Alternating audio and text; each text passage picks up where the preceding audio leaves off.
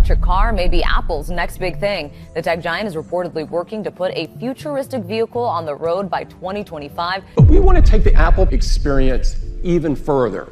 And we saw an opportunity to transform another fundamental method of transit, and we call it Apple Car. The global stage of technology innovation is often marked by certain pivotal moments. Those instances when the world pauses and reconsiders the limits of what is possible. Such a moment arrived with the unprecedented unveiling of the Apple iCar by Apple CEO Tim Cook. The event was not just a product launch, it was a statement of intent, a bold declaration that one of the world's most admired tech companies was prepared to redefine personal transportation and mobility. For years, speculation had swirled around Apple's supposed Project Titan, but nothing could have prepared the public for the sheer audacity and vision encapsulated in the iCar's reveal. As the covers came off, it became clear that Apple was not merely entering the electric vehicle race, it was attempting to reinvent the very concept of what a car could be. Before we start, hit the like and subscribe buttons for more exclusive news. The setting itself set the tone for something extraordinary. Apple's characteristic flair for secrecy and drama only amplified the anticipation. The event, streamed worldwide and watched by millions, was staged at the iconic Apple Park campus in Cupertino, California.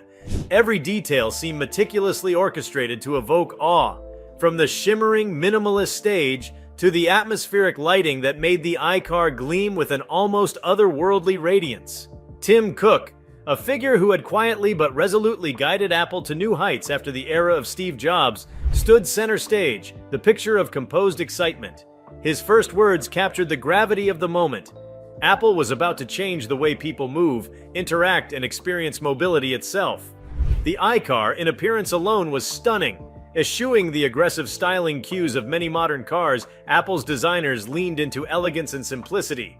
Clean lines, aerodynamic curves, and a visual lightness that gave the impression the vehicle was gliding even at rest. The signature Apple touch was everywhere, from the seamless glass panels to the unobtrusive but instantly recognizable Apple logo subtly illuminated on the nose. The cabin, glimpsed through wide panoramic windows, seemed more akin to a luxurious living room than a conventional automobile interior. Instead of a dashboard bristling with buttons and knobs, there was a single sweeping OLED display that flowed seamlessly across the width of the car, reminiscent of Apple's finest devices, but scaled to an entirely new context. The technical details that followed left even seasoned industry analysts astounded. At the core of the iCar was an all-new electric platform developed entirely in-house by Apple's engineers. The platform, dubbed Axiom, promised range and performance metrics that exceeded anything currently available.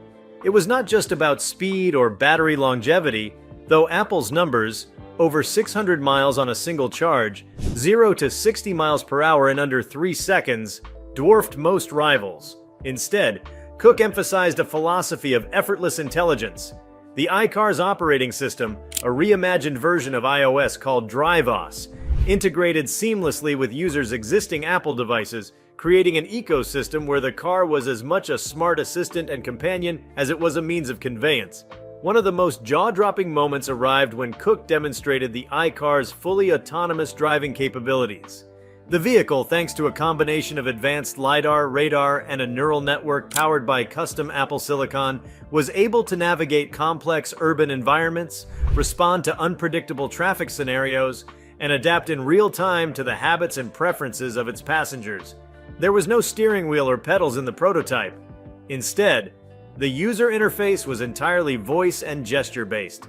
Apple's renowned focus on privacy and security was evident, with Cook stressing that all data generated by the iCar would be encrypted and never shared without user consent. The interior experience was another arena where Apple set out to shatter expectations. Forget about cramped seats and mundane commutes. The iCar was envisioned as a mobile sanctuary. The materials were sustainably sourced, and each touchpoint exuded luxury, from the hand-finished wood veneers to the ultra-soft vegan leather seats that adapted to the body shape and temperature of each occupant. The immersive audio system, developed in partnership with top artists and sound engineers, used spatial audio to create a concert hall experience. Augmented reality displays projected onto the windshield could overlay navigation, points of interest, or even live language translation as the car traversed international boundaries. Tim Cook's presentation was peppered with live demonstrations that underscored Apple's ambitions to redefine what it meant to travel by car. In one scenario, the iCar detected a medical emergency in a passenger and automatically rerouted to the nearest hospital, alerting emergency services and transmitting vital information securely. In another, the car's interior transformed into a workspace, connecting seamlessly to a user's iPad and Mac, with high-speed 5G connectivity enabling crystal-clear video conferencing on the move. The iCar was not just a machine, but a platform, an extension of Apple's vision of technology that quietly enhances every facet of daily life. Perhaps the most striking implication of the iCar's reveal was its promise to shift the automotive industry's center of gravity. For over a century, the car had been an engineering challenge, a product of gears, pistons, and fuel. With the iCar, Apple treated it as a design and experience challenge. The legacy automakers, who had already been grappling with the disruption caused by Tesla and the rise of electrification, now faced a new, perhaps even more formidable competitor. Apple's strength was not just its vast financial resources, but its unique ability to create ecosystems, hardware, software, services, all tightly integrated to deliver a seamless, addictive user experience. The implications for consumers were equally profound. The iCar represented not just a leap forward in transportation technology, but a fundamental reimagining of mobility as a service. Cook revealed Apple's plans for flexible ownership models, traditional purchases, subscriptions, and even pay-per-use schemes that could make high-end electric mobility accessible to millions more. Apple was also committed to building an infrastructure network of fast-charging stations, Apple Energy Hubs, powered entirely by renewable sources. These hubs would not only recharge vehicles but offer relaxing lounges, wellness services, and retail experiences, thus turning the act of refueling into yet another opportunity for engagement and delight. Beyond the hardware, the iCar launch showcased Apple's focus on sustainability and environmental stewardship. Every iCar would be built in carbon-neutral factories, using recycled materials wherever possible. The company's supply chain, already among the world's greenest, was pledged to become entirely emission-free within a decade. This message resonated powerfully with younger consumers, many of whom view climate change as the defining challenge of their era.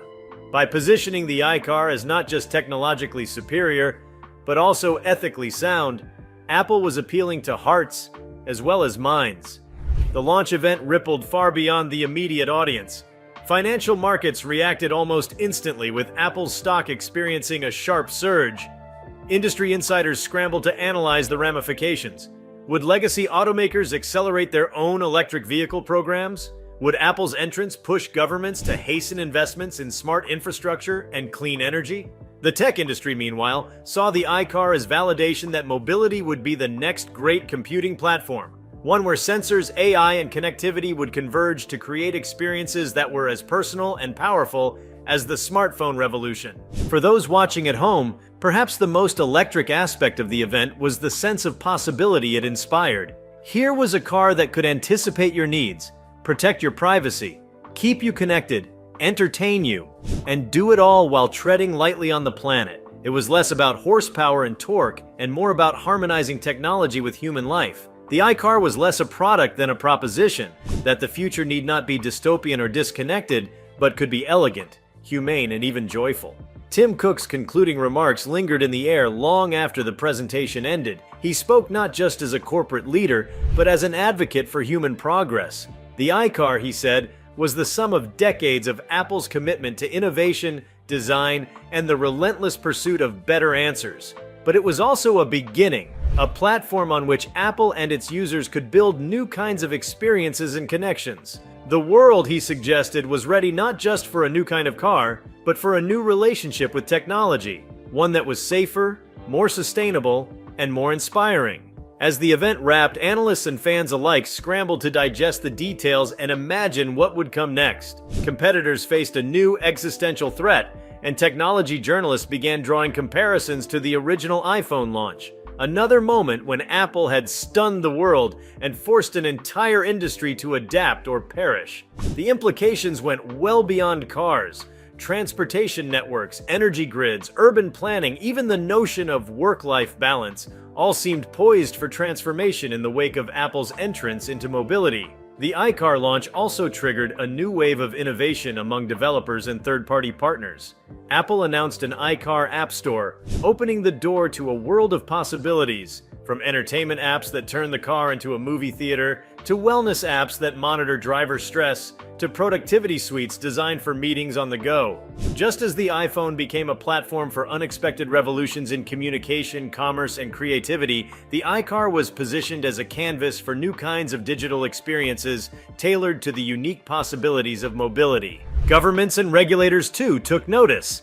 Apple's commitment to safety and transparency set new benchmarks for the industry. The company's rigorous testing protocols, real-time system diagnostics, and over-the-air software updates promised a level of accountability and agility previously unseen in automotive history. With its formidable influence, Apple was likely to shape not only consumer expectations, but also regulatory standards, pushing the entire sector toward higher bars for safety, privacy, and environmental responsibility. One of the most profound aspects of the event was the way it redefined what it meant to own a car. The iCar was not just a product to be bought, driven, and eventually replaced. It was a service, a companion, and an ever-evolving platform. Over-the-air updates could deliver new features and experiences, meaning that the car of today could become the car of tomorrow with a simple software push. Apple's mastery of user experience meant that every interaction, from booking maintenance to sharing your iCar with family members, was frictionless and delightful. The cultural impact of the iCar was immediate and intense. Social media exploded with reactions, some skeptical, most awestruck. Memes, fan art, and spirited debates filled timelines as people pondered the future of driving and transportation. Many noted the poetic symmetry. Decades earlier, Apple had revolutionized personal computing and then mobile communication. Now it was attempting to do the same for mobility, one of the foundational aspects of modern life. Beyond the initial shock and awe, thoughtful observers recognized that the iCar's most significant legacy might lie in how it reoriented the relationship between technology and society. For much of the 20th century, the car was a symbol of freedom, individuality, and status. In the hands of Apple, it became something else. A platform for community, sustainability, and connection. Features such as ride-sharing integration, car-to-car communication, and collaborative navigation hinted at a future where cars were less about ownership and more about participation, where mobility was a shared resource, optimized for efficiency, inclusivity, and joy.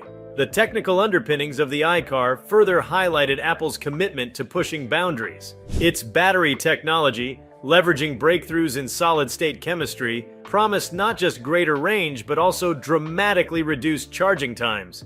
The in-house designed powertrain married brute force with whisper-quiet operation, setting new standards for both performance and comfort. Meanwhile, Apple's prowess in chip design enabled the iCar's brain to process vast quantities of sensor data in real time, delivering safety and autonomy levels that inspired both confidence and wonder. As the echoes of Tim Cook's Apple iCar unveiling reverberated across industries and around the world, an atmosphere of urgency and anticipation settled over technology companies, automakers, urban planners, and even ordinary consumers. This was not merely another ambitious product launch, it was a seismic cultural and technological event that demanded immediate response and careful scrutiny. The iCar's arrival was destined to spark a tidal wave of innovation, competitive maneuvering, and societal adaptation on a scale not seen since the dawn of the smartphone era. In Silicon Valley, the mood was electric.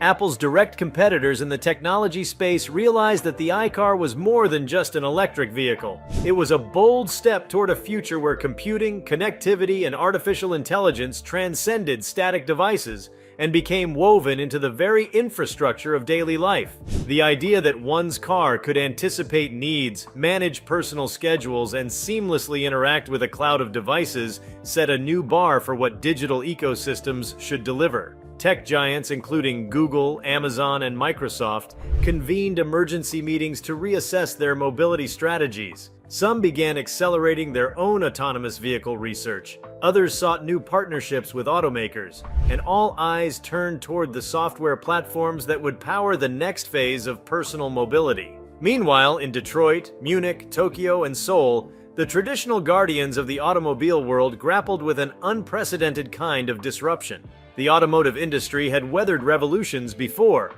mass production, the rise of the internal combustion engine, globalization, and most recently electrification. But Apple's entrance was different. The iCar's fusion of hardware and software, its redefinition of in-car experience, and its holistic approach to privacy, sustainability, and accessibility represented a direct challenge to the deeply rooted paradigms of car design and ownership. Boards of directors demanded urgent reports on how Apple's entry would affect brand loyalty, dealer networks, and the viability of existing product lines. For many automakers, the event triggered a strategic pivot, one that involved not just electrification, but also an immediate doubling down on digital services, user experience, and over-the-air software capabilities. The supply chain ripple effects were equally dramatic. Suppliers of batteries, chips, advanced sensors, and rare earth materials saw a surge in demand and a scramble for exclusive deals. Apple's reputation for rigorous quality control and high-volume contracts made its business highly coveted, prompting fierce competition among suppliers to meet Apple's exacting standards.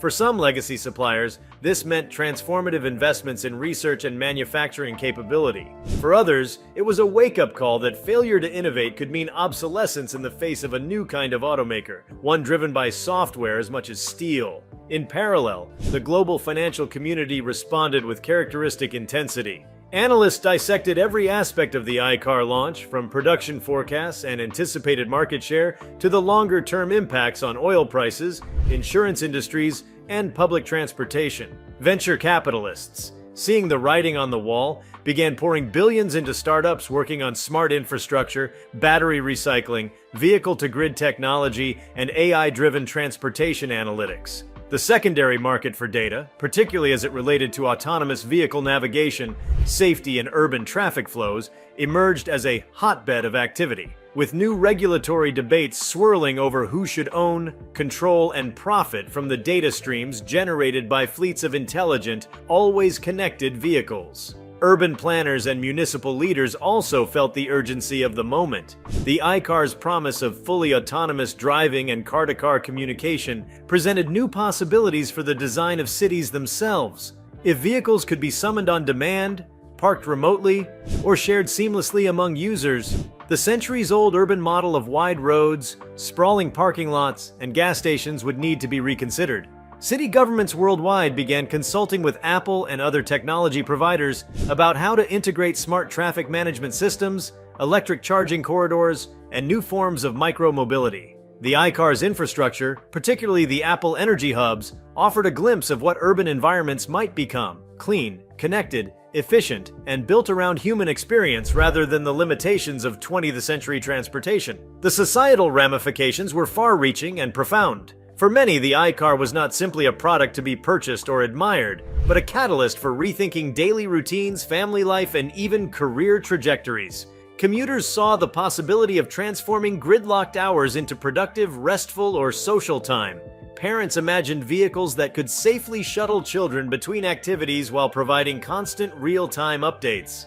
Rural communities, historically underserved by public transit, saw in the iCar the potential for new mobility options that could bridge the urban-rural divide. The elderly and those with disabilities glimpsed newfound freedom and dignity in vehicles designed to anticipate their needs and provide safe, accessible transportation. In the tech development community, the iCar's open invitation to build apps and experiences specifically for the Drive OS platform ignited a creative frenzy. Developers began reimagining everything from entertainment and wellness to education and navigation for the context of a moving, connected living space. EdTech firms saw opportunities to deliver immersive learning experiences during commutes.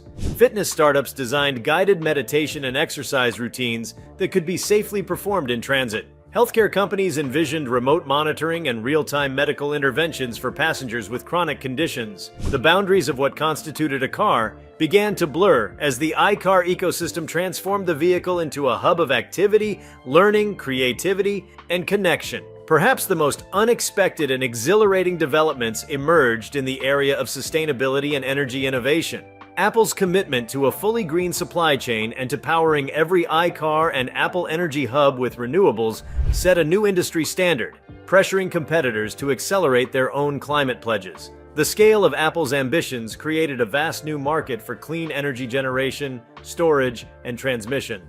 Entrepreneurs raced to develop novel solar, wind, and battery storage solutions tailored to the needs of the mobility revolution. Policymakers, recognizing the alignment between climate goals and next-generation transportation, began exploring incentives, tax breaks, and public-private partnerships designed to accelerate the adoption of clean vehicles and green infrastructure. Meanwhile, the impact on global geopolitics and trade could not be ignored. The iCar, built from materials and components sourced worldwide, highlighted both the promise and fragility of global supply chains. Nations rich in critical minerals found themselves newly empowered, while those slow to adapt faced potential economic headwinds. The shift from oil-driven transportation to battery-powered mobility had profound implications for countries whose economies depended on fossil fuel exports. In capitals from Washington to Beijing, diplomats and trade officials began recalibrating alliances and agreements to ensure continued access to the raw materials, intellectual property, and talent pools necessary to compete in the emerging mobility era. Beyond the tangible,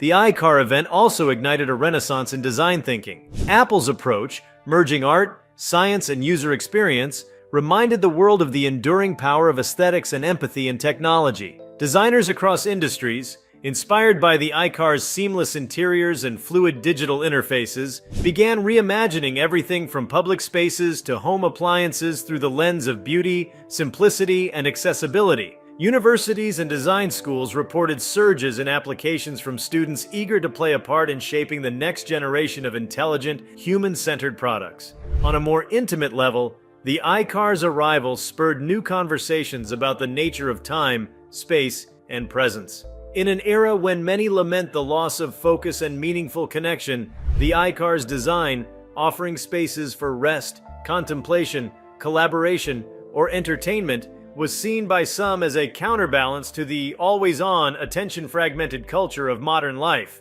Architects, therapists, and educators began exploring how mobile environments might be intentionally designed to promote mindfulness, well-being, and authentic interaction, turning every journey into an opportunity for growth rather than mere transit. Yet not all responses were uniformly enthusiastic. The iCar's ambitions raised important questions and debates that would need to be addressed in the years ahead. Privacy advocates, while praising Apple's track record, cautioned against the unchecked collection of personal mobility data, calling for new frameworks to ensure transparency, consent, and meaningful user control. Labor unions, especially those representing professional drivers and auto workers, voiced concerns about the pace of automation and the potential for job displacement. Ethicists and legal scholars began working through the implications of autonomous vehicles, making split-second decisions that could affect human lives. Insurance companies, too, found themselves at a crossroads. Traditional risk models based on human error, age, and location were rendered almost obsolete by the prospect of fleets of near-perfect self-driving vehicles. New actuarial models were needed, ones that accounted for software reliability, cybersecurity, and the shared nature of autonomous fleets. Entire business models pivoted from insuring individuals to insuring algorithms and networks, triggering a wave of innovation in digital risk management and insurance tech. As all these threads played out, the sheer scale and depth of the iCar's impact became clear. It was not merely about one company or one product, but about an entire ecosystem shifting around a new axis. The very act of movement, so foundational to human society, was being reimagined, with cascading effects on commerce, culture, health, and the environment. For the millions who tuned in to witness the unveiling, the event was an invitation to participate in a collective act of imagination. Social scientists and futurists were quick to note how the iCar reawakened the kind of utopian thinking that had once characterized the early days of the automobile, space exploration, and the internet. For a generation that had grown up with stories of innovation, but often confronted with headlines about climate crisis and social division, the iCar represented something precious, a tangible vision of progress that was both optimistic and achievable.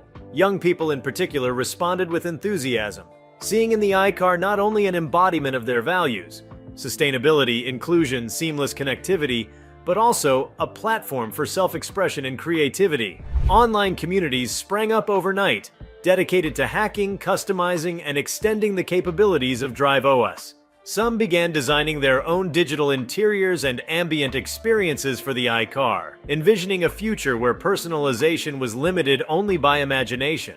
Others saw entrepreneurial opportunities in supporting services, from custom AR overlays for sightseeing tours to shared music experiences for passengers in ride-shared iCars. Meanwhile, artists, filmmakers, and storytellers found new inspiration in the possibilities of a mobile, connected, and intelligent world. The iCar quickly began appearing in speculative fiction, art installations, and even interactive media, serving as both symbol and plot device for narratives about the future of travel, work, love, and community. Museums and cultural institutions mounted exhibitions, exploring the history of mobility and the transformative potential of Apple's approach. In the education sector, the iCar launch was a catalyst for curriculum reform. Universities and technical institutes scrambled to update courses on automotive engineering, user experience design, artificial intelligence, renewable energy, and ethics. New interdisciplinary programs sprang up, blending transportation studies with data science, sustainability, and urban planning. Professors and students alike sensed that a new golden age of mobility innovation had begun, one that would require holistic, creative, and cross-disciplinary thinking. The psychological impact of the iCar's arrival was equally profound. For years, the car had been both a symbol of freedom and for many a source of anxiety. Congestion, pollution, accidents, and the constant demands of maintenance and operation. The iCar's promise of peace of mind, predictive diagnostics, automated maintenance scheduling, and proactive safety interventions was met with relief by many, as people began to imagine what it would be like to step into a vehicle that knew them, cared for them, and respected their privacy. A new kind of trust began to take root. That trust, so hard-won in the digital age, became a foundation for the deeper integration of technology into everyday life. The international response to the iCar launch underscored the truly global nature of the mobility revolution. In Europe, leaders of green parties and sustainable urban initiatives saw the iCar as validation of their efforts and as a lever to demand greater investment in smart infrastructure. In Asia, where megacities faced acute challenges of congestion and pollution, the iCar's autonomous features and renewable energy commitments aligned perfectly with long-term plans for smart, livable cities. In Africa and Latin America, where infrastructure gaps had long limited mobility, the promise of affordable shared and networked transportation offered a path toward inclusive development and economic opportunity. The conversation quickly shifted from "can it be done?" to "how quickly can it scale?" Tech hubs from Bangalore to Berlin, Lagos to Los Angeles began forming alliances with Apple, seeking to pilot new models of shared mobility, electrification, and smart city planning. Humanitarian organizations, recognizing the potential of safe, autonomous vehicles for disaster response and medical delivery, began exploring partnerships that could leverage the iCar platform for social good. For the first time in decades, the humble act of moving from one place to another became the locus of innovation, aspiration, and global cooperation. As the world digested the scope of Apple's vision, new philosophical and spiritual questions began to surface. The iCar, with its quiet intelligence, adaptability, and responsiveness, invited reflection on the nature of agency, autonomy, and the evolving relationship between people and machines. Was the goal of mobility simply to go faster and farther, or to create space for reflection, connection, and meaning? Could the iCar become not just a tool, but a partner, one that learned and grew with its user, fostering not only efficiency, but also well-being and growth? In coffee shops and boardrooms, family dinners, and online forums, people began to imagine futures that only days before would have seemed the stuff of fantasy. Rural communities envisioned fleets of iCars bridging healthcare and education gaps. Environmentalists saw the possibility of carbon-neutral cities where transportation was powered by sun and wind. Families looked forward to road trips that were about the journey, not the stress, with vehicles that entertained, educated, and cared for every passenger. Meanwhile, as regulatory agencies around the world rushed to adapt, Apple's approach to collaboration and transparency set new precedents. The company opened its safety data and test results to public scrutiny, invited independent audits of its AI decision-making algorithms, and established open channels for consumer feedback and redress. This culture of openness fostered trust, catalyzed innovation, and accelerated the pace of legal and policy adaptation. Despite the whirlwind of enthusiasm and change, the story of the iCar was only beginning. Tim Cook's reveal was not the end of the road, but the opening chapter of a much larger journey, a journey that would reshape not only how people traveled, but also how they related to one another, to the planet, and to the future itself.